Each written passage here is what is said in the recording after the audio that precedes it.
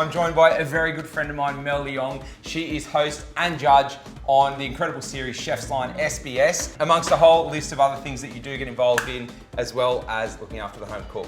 Absolutely. Well, I am, I guess, by trade a food writer, so I have learnt to edit and write recipes as part of my job, as well as talking about stuff that's going on in the industry.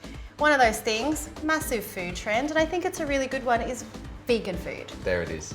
You know I'm a big fan of a one-pot wonder, Yes. or as few steps as possible, because I think these are great things to have in the back of your head, and so in the middle of the week when you don't know what to cook, you can always throw things together. So Sweet. Let's get started. I'll get you to heat up this pan. Just sort of a medium heat will be fine. Yep. So traditionally, for those good that size. don't know what a hot pot is, how a hot pot works, Yeah. give us a rundown. Well, look, in my mind, a hot pot in this particular context is throwing all of the beautiful ingredients together, adding a little bit of broth or stock, throwing it into the oven, letting it do its thing, and serve it with a little bit of rice or some noodles, or completely on its own, and it's delicious. Nice. It's really, really great for winter, but you know what? Because it's vegan, it's a little lighter without the meat, so Yep. this is just a really good staple throw into your weekly repertoire kind Nice. of dish. And one of those blank canvas recipes where you give them the rundown, they've got the process, they understand how it all comes together.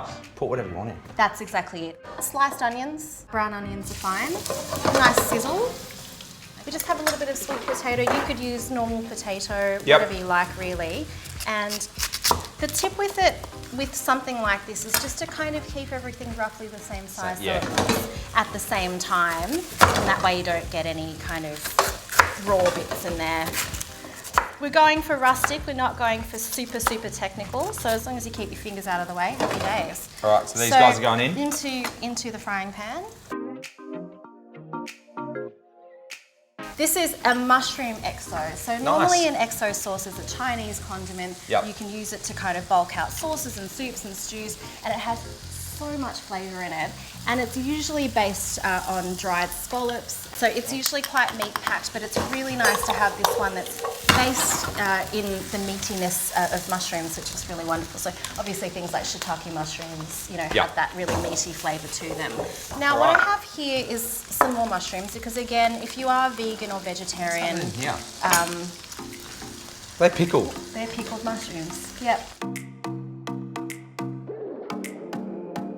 What they are little flavour bombs of kind of vinegary goodness. And, you know, I came up with this recipe, again, raiding the pantry, and I happened to have some pickled mushrooms. Everything's beautifully combined in here. Now, we're not cooking these things to completion. We're just starting it all off in the pan. Again, another really great vegetarian MVP.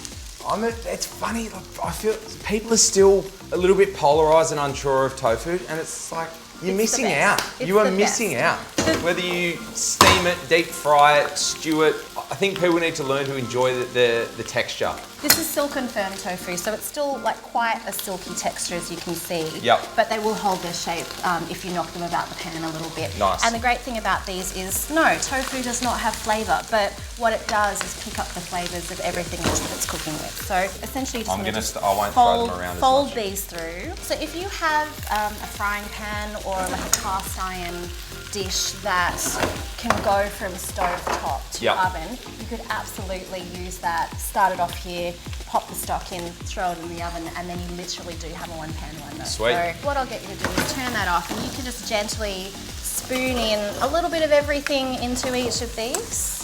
And the stock is really just to, you know, give you a bit of a soupy kind of saucy finish. This is actually chicken flavoured vegan stock. You could use vegetarian stock if you want. vegetable stock. Yeah, vegetable stock if you wanted to. We'll just have a little bit of Szechuan pepper as well. It just has a flavour unlike any other pepper. Yeah. It sort of has that very aromatic, floral, Slightly numbing. unmistakably Chinese flavour, which is so beautiful. And what I'm just going to do, not being particularly specific, I'm just going to pour in a little bit of stock just to really wet the bottom of each pot. And what that will do is turn into steam when it goes into the oven, keep everything nice and tender, and you'll end up with this beautiful kind of mushroom XO sauce.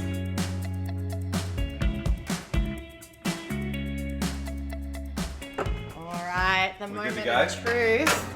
I do believe we are good to go.